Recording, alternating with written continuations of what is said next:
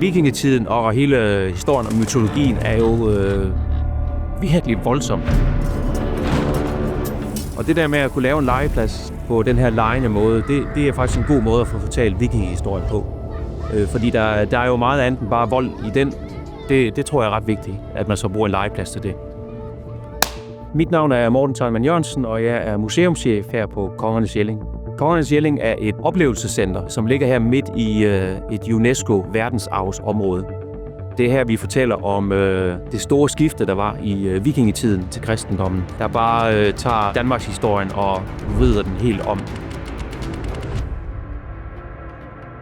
Der har været et kæmpe ønske om at lave en legeplads i nærheden af Kongernes Jelling. Nu lykkes det.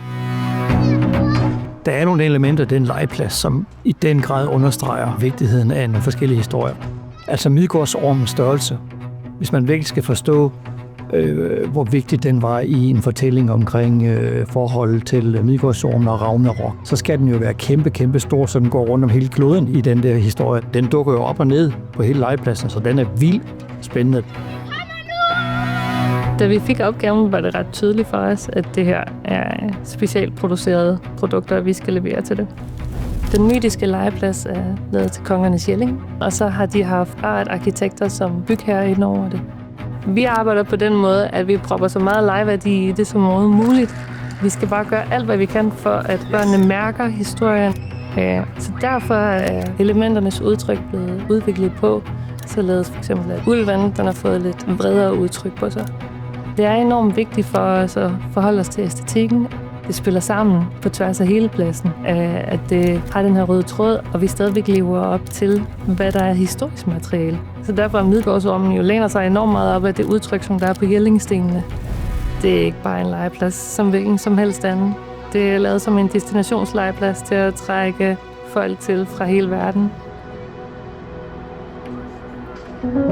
Det må ikke være en legeplads som de andre. Hvordan når man ind til det der med, at det er så vigtigt, at man kropsliggør tingene, ikke også? Hvordan kan man få hjerne, tanke, samme krop og følelser i fællesskab med andre, ikke også? Hvordan kan det skabe en situation, som vi har lyst til at komme igen og udforske mere med det, vi har at gøre? Og det er den store udfordring, og det er jo lykkes i den grad.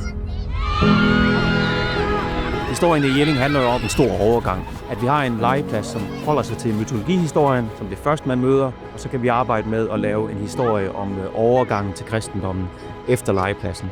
Det fungerer faktisk perfekt. Men den udenlandske gæst er meget optaget af, at det er et UNESCO-verdensarvssted.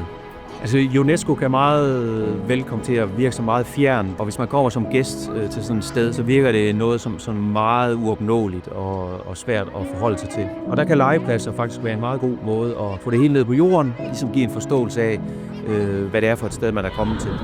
Så det er med en legende indgang ved UNESCO-steder, der fungerer en legeplads rigtig godt.